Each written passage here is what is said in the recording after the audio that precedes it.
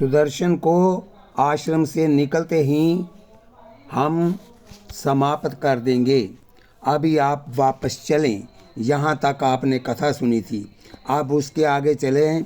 युद्धाजीत अपने गुप्तचर विभाग को छोड़कर वापस लौट गया और उनको आदेश दे दिया कि ध्यान रखना कि सुदर्शन कब कहाँ जाता है और कहाँ से आता है। आप देखिए कि सुदर्शन पर माँ की कृपा कैसे होती है। दुर्योधन की सभा में द्रौपदी की साड़ी की गांठ खुलने ही वाली थी कि उसने दोनों हाथ उठा दिए और प्रार्थना की, हे द्वारकाधीश, हे प्रभु, आज मेरी लाज बचाओ, अन्यथा मेरी इज्जत गई। भगवान आए और द्रौपदी के शरीर पर साड़ी बनकर लिपट गए। वैसे दुख जब आता है वह भगवान का स्मरण कराने के लिए ही आता है। ये आप बात ध्यान से सुन लें कि संपत्ति आती है बुलावे में डालने के लिए और विपत्ति आती है भगवान का स्मरण कराने के लिए। जैसे नीम कड़वा होता है लेकिन शरीर में बीमारी नहीं आने देता। चीनी और मिठास, मीठा बहुत होता है लेकिन उसमें डायबिटीज का खतरा बना ही रहता है। विपत्ति यदि आप पर आई है और उस समय बुद्धि आपका साथ दे दे, तब आप ऐसा निश्चय कर लेना कि संपत्ति पाकर हम भगवान को भूल गए थे। प्रभु ने अपना स्मरण कराने के लिए हमें विपत्ति दी है।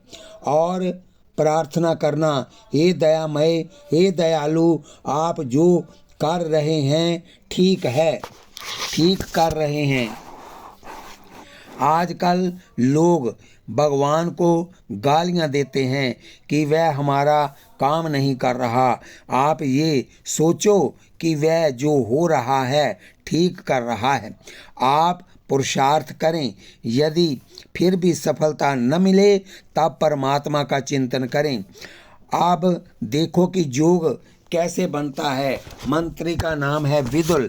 आश्रम वासी बालक उसे विदुल विदुल कहकर बुलाते हैं और सुदर्शन क्योंकि छोटा था, अभी अभी बोलना सीखा था, तो वह विदुल नहीं कह पाता। विदुल की जगह कली कली बोलता है। कली महाकाली का बीज मंत्र है। यद्यपि शुद्ध नहीं बोल पा रहा था, कलीम बोलते बोलते भगवती दुर्गा उस पर प्रसन्न हो गई। गोस्वामी जी ने मानस में माता पिता के स्वभाव का वर्णन करते हुए कहा है, जो बालक कह तोतरी बाता, सोने ही मुदित मन पितु और माता।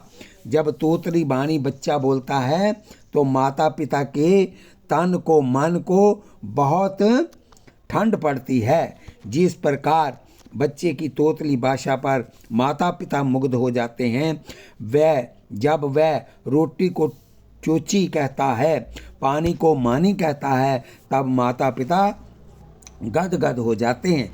ये सोचकर कि बेटे ने अब बोलना शुरू कर दिया, ये गूंगा नहीं है। धीरे धीरे जब वह बोलना सीख लेगा तब ये शुद्ध बोलेगा। इसी प्रकार माँ भगवती भी सुदर्शन की तोतली भाषा पर मुग्ध हो गई।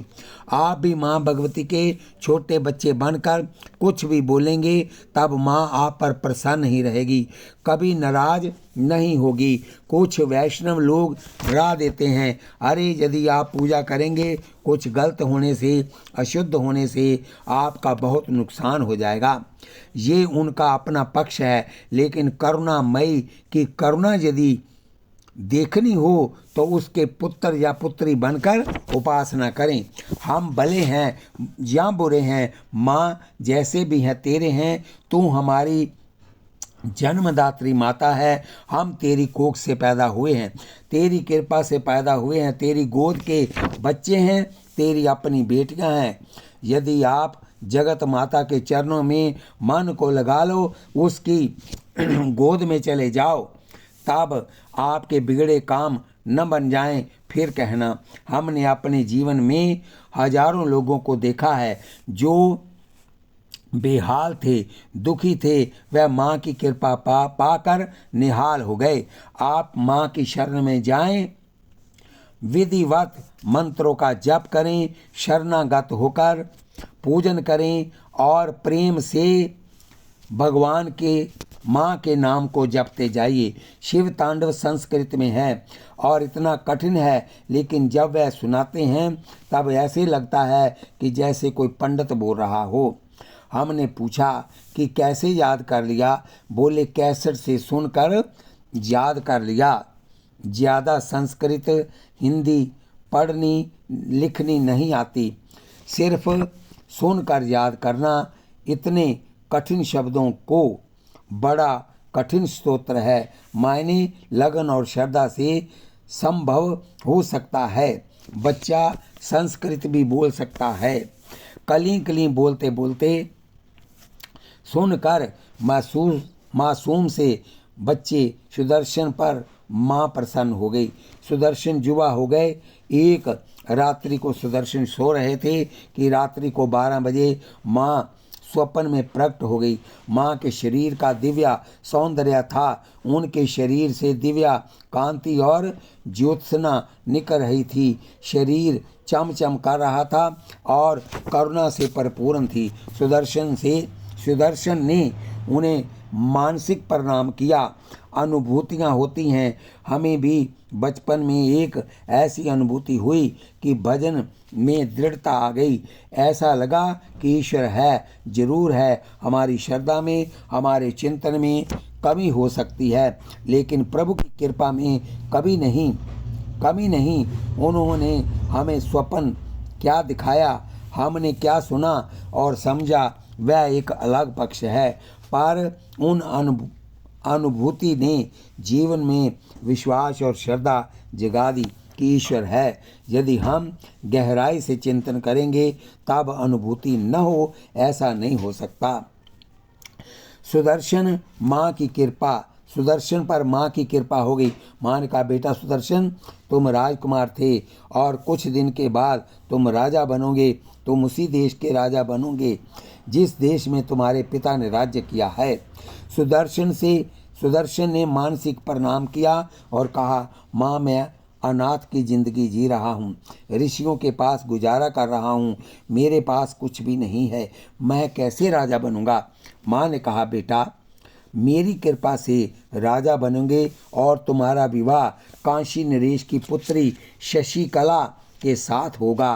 काशी के राजा सुबाहु की पुत्री शशिकला महान पतिव्रता है और निरंतर मेरा भजन करती है। उसके स्वयंवर में तुम चले जाना, तुम निश्चिंत रहना, मैं सदैव तुम्हारे अंग संग रहूंगी और जब शत्रु तुमसे लड़ने आए तब मैं शेर पर सवार होकर युद्ध में प्रकट होकर सारे शत्रुओं को समाप्त कर दूंगी और तुम्हें चक्रवर्ती राजा बना दूंगी। वहाँ से माँ ने काशी में शशिकला को दर्शन देकर कहा, बेटी, भरद्वाज के आश्रम में रहने वाला सुदर्शन तेरा पति होगा।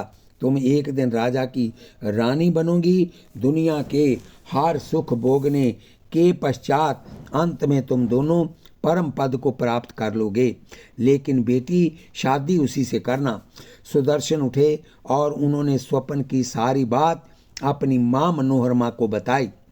अब देखो, योग फिर बन रहा है, भाग्य फिर पलटा खा रहा है।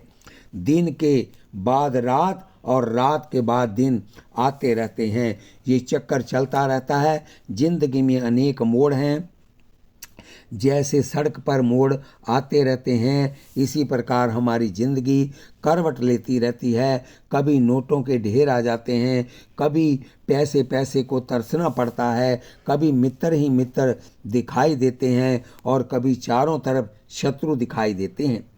कभी सुख ही सुख दिखाई देता है और कभी दुख ही दुख।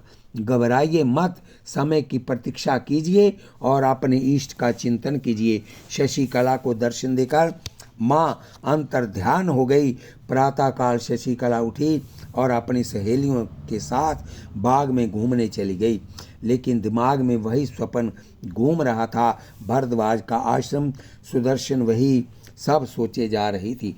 संयोग की बात है कि ब्राह्मण सामने से आ गए। शशिकला ने उन्हें हाथ जोड़कर प्रणाम किया। साधु ब्राह्मण को सामने देकर उन्हें प्रणाम करने में आपके कुछ बिगड़ेगा नहीं, बल्कि आशीर्वाद में कुछ मिलेगा ही। अक्सर मिलता है। ब्राह्मण बोले, सुखी रहो बेटी, सुखी रहो। शशिकला ने पूछा, आप कहाँ से पधारे हैं? ब्राह्मण बोले, हम भरद्वाज आश्रम से आए हैं। सुनते ही वह चौकी। स्वप्न में यही नाम बताया था माँ ने। उसने पूछा, भरद्वाज आश्रम में सबसे अच्छी चीज़ क्या है? ब्राह्मण बोले, बेटी, आश्रम में सब कुछ अच्छा ही होता है। वहाँ एक मृग बहुत अच्छे हैं, वहाँ के मृग बहुत अच्छे हैं, मोर भी अच्छे हैं। वहाँ रहने वाले पशु पक्षी, संत और महर्षि, भरद्वाज सभी बहुत अच्छे हैं।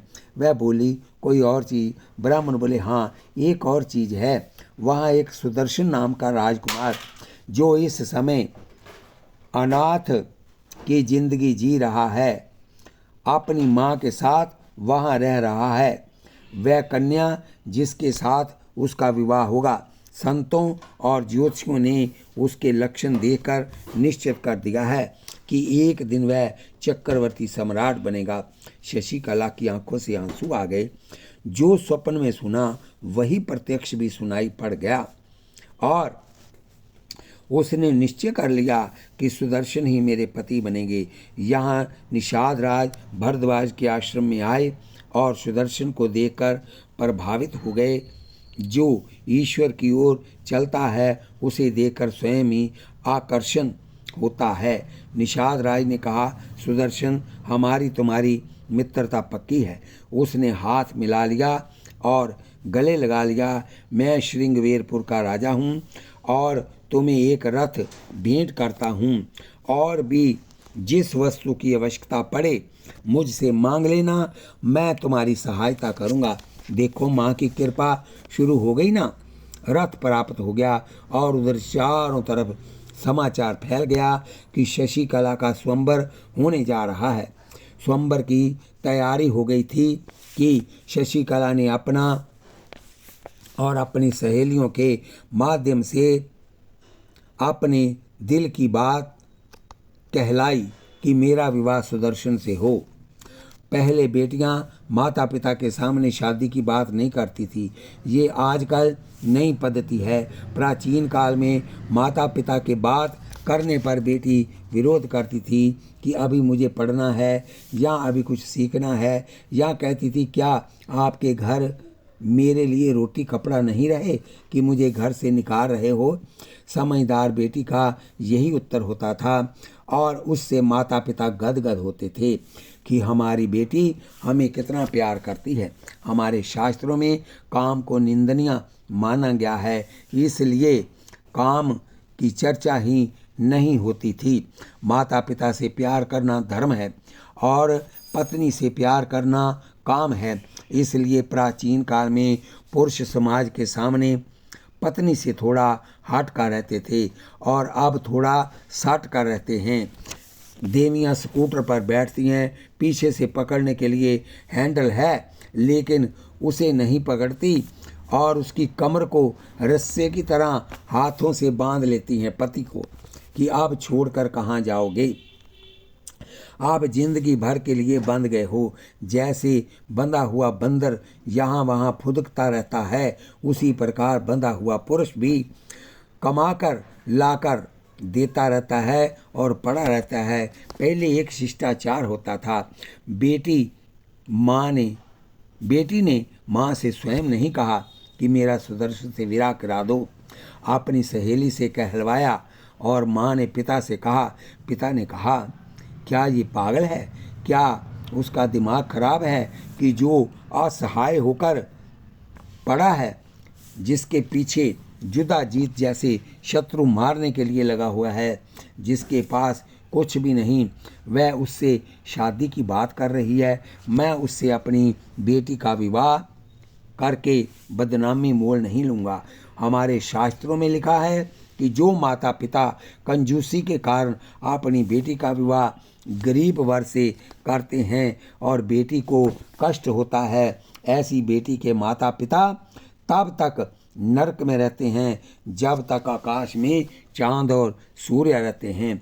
माता पिता अपनी जायदाद बेचकर भी अपनी बेटी का विवाह अच्छे घर में करना चाहते हैं ताकि हमारी बेटी को कोई कष्ट न हो। प्राचीन काल में बेटी माता पिता पर इतना विश्वास करती थी कि वह जो कहेंगे वह ठीक कहेंगे। जैसे भक्त सोचता है कि भगवान जो करेंगे ठीक करेंगे, वैसे ही बेटी अपने माता पिता पर विश्वास करती थी। सुदर्शन, जिनके पास रहने को मकान नहीं, खजाना नहीं, मंत्री नहीं, सेना नहीं, ऐसे असहाय बालक के साथ मैं अपनी बेटी की शादी कैसे करूं? लोग मुझे क्या कहेंगे? शशिकला भी नीचे सिर किए खड़ी थी।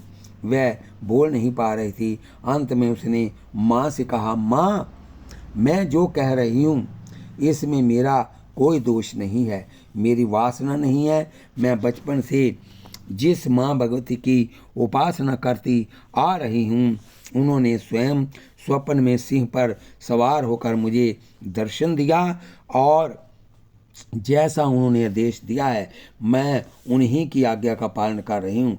अब चाहे मुझे दर दर भटकना पड़े, चाहे मुझे दुखी होना पड़े, मैं करूँगी वही जो जगत माता पराम्बा भगवती ने मुझसे कहा है। पिता नहीं माने। उन्होंने कहा, मैं स्वयंवर की रचना करता हूँ, देश विदेश के राजकुमार बुलाऊंगा। पत्नी को समझा दिया कि जब सुंदर सुंदर राजकुमार आएंगे तब ये किसी ना किसी को वर्ण कर लेगी। देश देशांतर के राजा महाराजा स्वयंवर में आए।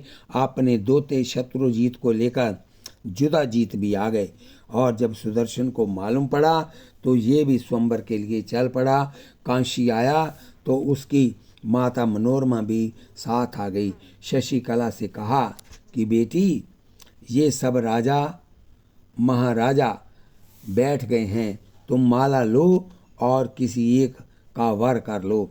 शशिकला ने कहा, मैं इन कामियों के बीच नहीं जाऊंगी, इनके बीच में जाने से धर्म नष्ट हो जाएगा। पिताजी, आप सुदर्शन को अंदर बुलाकर मेरी शादी कर दीजिए। पिता ने पूछा, सभा में जाने से तेरा धर्म कैसे नष्ट होगा? वह बोली, पिताजी, जब मैं माला लेकर निकलूंगी तब हर राजा, हर राजकुमार ये सोचेगा कि ये मेरी बन जाए। उनकी कामुक दृष्टि, उनकी वासना भरी नजरें मुझ पर पड़ेंगी, तब मेरा धर्म नष्ट हो जाएगा। ये है ऊंची से ऊंची बात। नारी अपने जीवन को बहुत ज़्यादा संभाल कर चलाती थी। आजकल अंग्रेजी सभ्यता की होंठ में लाज और शर्म के सारे पर्दे छूटते जा रहे हैं। नारी अपनी लाज बचाने के लिए बहुत ज़्यादा सावधान रहती थी। महाराज शशिकला की बात सुनकर बहुत ज़्यादा प्रभावित हुए और उन्होंने जाकर कह दिया कि किसी कारणवश मेरी बेटी स्वयंवर में आने में असमर्थ है। आप लोग अपने अपने स्थानों पर पधारें, काल फिर विचार किया जाएगा। सारे राजा उठकर चले पड़े। युद्धाजीत सामने आ गया और बोला, मैं तेरी चालाकी समझ गया। तुम अपनी बेटी का विवाह सुदर्शन से करना चाहते हो। तुमने सुदर्शन के साथ अपनी बेटी का विवाह किया तो सुहागन होने में उसे जितना समय लगेगा, विधवा होने में उतना भी समय नहीं लगेगा। मैं सुदर्शन के टुकड़े टुकड़े कर दूंगा और तेरी बेटी सारी जिंदगी विधवा होकर रोएगी। सुबाहु घबरा गए। उधर सुदर्शन को समझाया कि युद्धाजीत कह रहा था कि तुम्हारे साथ शशिकला का विवाह होने से ये अपने साथी राजाओं सहित तुम्हें जान से मार देंगे। सुदर्शन ने कहा, मैं निर्भय हूँ, मैं अपनी इच्छा से नहीं आया, मैं अपनी शक्ति से नहीं आया, मैं माँ के आदेश से आया हूँ। मारने वाले के 2 हाथ हैं, बचाने वाली माँ के हजारों हाथ हैं। वह मुझे बचाए तो मुझे मारने वाला कौन है? यदि मैं अपनी इच्छा से आया होता तब मुझे भय होता। मैं अपना जीवन माँ को दे चुका हूँ, मैं उसके हाथ की कठपुतली हूँ। वह जैसा मुझे नचा रही है मैं वैसा नाच रहा हूँ। एक युद्धाजीत क्या 1000 युद्धाजीत आ जाएं, मुझे किसी का भय नहीं। ये कहकर सुदर्शन चला गया। युद्धाजीत ने मुट्ठियां बांधते और दांत पीसते हुए कहा, यदि तुम्हारी शादी शशिकला से हुई तो उसका परिणाम तुम्हें कल बताऊंगा, तुम्हारे टुकड़े टुकड़े कर दूंगा। अगले दिन सुबाहु ने सुदर्शन को बुलाया और अपनी बेटी के साथ उसकी शादी कर दी। प्रातःकाल समाचार फैल गया कि शशिकला की शादी सुदर्शन के साथ हो गई है। जो समझदार राजे महाराजे थे वह वापस चल पड़े कि जो होगा हो गया सो ठीक है, लेकिन जो युद्धाजीत के पक्ष के थे उन्होंने कहा कि काशी नगरी को घेर लो और जैसे ही सुदर्शन निकले उसके टुकड़े टुकड़े कर दो। सुदर्शन को मारकर ही हमें वापस जाना है। अब माँ प्रकट होकर कैसे इन्हें मारती है, फिर सुदर्शन चक्रवर्ती सम्राट कौशल नरेश कैसे बनते हैं। सुदर्शन ने माँ की कैसे पूजा की विधियाँ क्या है, ये सब आप ध्यान से सुनिए। अब आप सुनिए सुदर्शन पर माँ की कृपा कैसे हुई। साधकों पर इष्ट की कृपा अवश्य होती है यदि वह सदैव साधना में लगे रहें। कहते हैं कि 12 वर्ष कोई भी एक नियम अपना लेने से इष्ट अपना बन जाता है। किसी भी तरह का एक नियम की पूजा करके ही सोना है अथवा पाठ करके ही सोना है, जहाँ जप करके ही सोना है, लेकिन नियम में बांधना चाहिए। यूं तो व्यक्ति अनेक नियमों में बंधा हुआ है, वह उसे उठकर बाल बनाने की है, चाय पीने की है, अखबार पढ़ने की है। शराबी शराब पीते हैं। इसी प्रकार भजन का कोई भी एक नियम जीवन में अपना लो, आपका जीवन मंगलमय हो जाएगा। गीता के 8वें अध्याय का पहला वाक्य है अभ्यम, जिसे देवता का प्रसाद प्राप्त हो जाता है, जिस पर देवता की कृपा हो जाती है, वह निर्भय हो जाता है। आपके जीवन की निर्भयता इष्ट के प्रति विश्वास का संकेत है, और यदि आप सदैव भयभीत रहते हैं कि बेटे को कुछ हो न जाए, पत्नी को कुछ हो न जाए, हमें कुछ हो न जाए, कोई नुकसान हो न जाए, यदि ऐसा हुआ तो क्या होगा, वैसा हुआ तो क्या होगा, यदि आप सदैव भयभीत रहते हैं, इसका मतलब है कि आपको अभी भगवान पर पूरा विश्वास नहीं है। जिसने आपका शरीर बनाया, हाथ पैर नाक कान मुख सब कैसे व्यवस्थित ढंग से बनाए हैं, कोई जड़ ऐसा नहीं कर सकता। केवल चेतन ज्ञानवान पराशक्ति के द्वारा ही ऐसा संभव है। मोर के पंखों की कारीगरी देखो, क्रिया सदैव किसी ज्ञानवान के द्वारा संभव होती है। बोलिए वृंदावन बिहारी लाल की जय। हृदय के संस्कारों के अनुरूप मन की इच्छा पराम्बा भगवती महामाया आपके अंदर क्रिया शक्ति बनकर, इच्छा शक्ति और ज्ञान शक्ति बनकर प्रकट होती है। संसार में किसी भी कार्य के लिए 3 तत्वों की आवश्यकता होती है, इच्छा, ज्ञान और क्रिया। आपके मन में किसी वस्तु को प्राप्त करने की इच्छा हुई, पहले उसका ज्ञान होगा, फिर उसके अनुरूप कर्म होगा और कर्म के अनुसार उसका फल होगा। भगवती महामाया ही क्रिया शक्ति, इच्छा शक्ति, ज्ञान शक्ति के रूप में व्यक्ति के अंदर विद्यमान रहती है। किसी के अंदर उनका प्रकाश अधिक होता है, किसी के अंदर कम। ऐसा क्यों? जैसे दर्पण है, उस दर्पण पर काजल लगाकर देखने से सूर्यमंडल में किरणें नहीं दिखेंगी, काला काला एक पिंड ही दिखेगा। सूर्य में प्रकाश है लेकिन दर्पण मैला है। काजल को आप साफ करते जाएंगे, प्रतिबिंब में प्रकाश बढ़ता जाएगा। काजल पूर्णतया साफ हो जाने पर किरणें एकदम प्रफुट्टित हो जाती हैं। चेतना के प्रफुटन के लिए हृदय का निर्मल होना आवश्यक है, और हृदय भजन पूजन, दया, परोपकार और चिंतन के द्वारा निर्मल होता है। हृदय को निर्मल बनाने के लिए अपनी क्रियाएं सुधारनी पड़ेंगी, अपनी भावनाएं ठीक करनी होंगी, क्योंकि हमारी क्रियाओं और भावनाओं का ही हमारे हृदय पर प्रभाव पड़ता है। हम जो करते हैं, जो कहते हैं, जो सुनते हैं, उनके सूक्ष्म संस्कार हमारे हृदय पर अंकित होते जाते हैं। जैसे टेप रिकॉर्ड में डाली हुई कैसेट से जो बोला जा रहा है वह उस पर अंकित होता जाता है। यद्यपि कैसेट को आप देखें तब वह गीत संगीत या प्रवचन उसमें दिखाई नहीं देते, लेकिन हैं जब टेप रिकॉर्ड पर चलाए जाते हैं तब वह गीत या प्रवचन के शब्दों के अनुसार ही आपकी भावना बनती है। आपके मन की इच्छा आपके हृदय के संस्कारों के अनुरूप ही होती है। जैसे संस्कार वैसी इच्छा, जैसी इच्छा वैसी क्रिया, और जैसी क्रिया वैसा ही फल होगा। सुदर्शन माँ की कृपा प्राप्त करके निर्भय थे। शादी होने के बाद उसके ससुर सुबाहु ने कहा, बेटा सुदर्शन, कुछ दिन यहीं रह जाओगे, क्योंकि शत्रुओं ने नगरी को चारों ओर से घेर रखा है, और यदि तुम्हें कुछ हो गया तब मेरी बेटी का क्या होगा। सुदर्शन ने कहा, पिताजी, यदि हमें मरना है तब महल के अंदर आकर भी शत्रु हमें मार देंगे, और यदि माँ की कृपा से हमें बचना है तब हमारे लिए जंगल में भी मंगल होगा।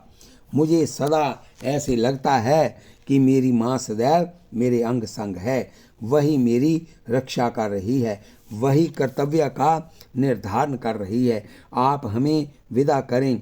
ससुर सुबाहु ने कहा, नहीं बेटा, कुछ दिन रुक जाओ। सुदर्शन ने कहा, इसका अर्थ है कि हमें माँ भगवती पर विश्वास नहीं। जब माँ ने कहा है कि संकट काल में मैं तुम्हारे सामने प्रकट होंगी, वैसे मैं तुम्हारे अंग संग हूँ, लेकिन संकट में सामने आ जाऊंगी। आप हमें विदा करें। मनोरमा ने भी कहा, बेटा कुछ दिन रुक जाते, लेकिन सुदर्शन बोला, माँ कब तक रुकेंगे?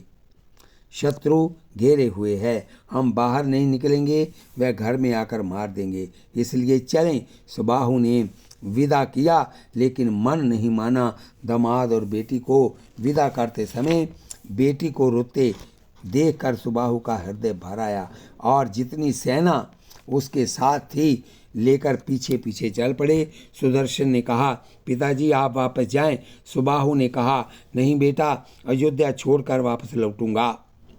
सुदर्शन ने कहा, पिताजी सेना की आवश्यकता नहीं है। सुबाहु ने पुनः वही जवाब दिया, नहीं बेटा, मन नहीं मान रहा। सुदर्शन ने सहमति व्यक्त करते हुए कहा, ठीक है, मन नहीं मानता तो चलिए। और सुबाहु पीछे पीछे चल पड़े। कुछ ही दूर निकले थे कि सामने अनगिनत सेना दिखाई दी। राजे महाराजे हाथी घोड़े वाहनों पर अस्त्र शस्त्र लिए खड़े हैं। मनोरमा ने कहा, बेटा ये सामने क्या है? सुदर्शन बोला, माँ ये सब मुझे मारने के लिए खड़े हुए हैं। महाराज सुबाहु भी घबरा गए। अब क्या होगा? इस विशाल सेना के समक्ष हमारी थोड़ी सी सेना क्या कर पाएगी? मनोरमा ने कहा, बेटा हमारे प्राण संकट में है, वापस लौट चलो। सुदर्शन ने कहा, नहीं नहीं माँ, पीछे नहीं लौटूंगा, आगे बढ़ूंगा, लेकिन आगे शत्रु खड़े हैं। सुदर्शन बोला, लेकिन शत्रु और हमारे बीच हमारी माँ खड़ी है, हमें चिंता नहीं करनी चाहिए।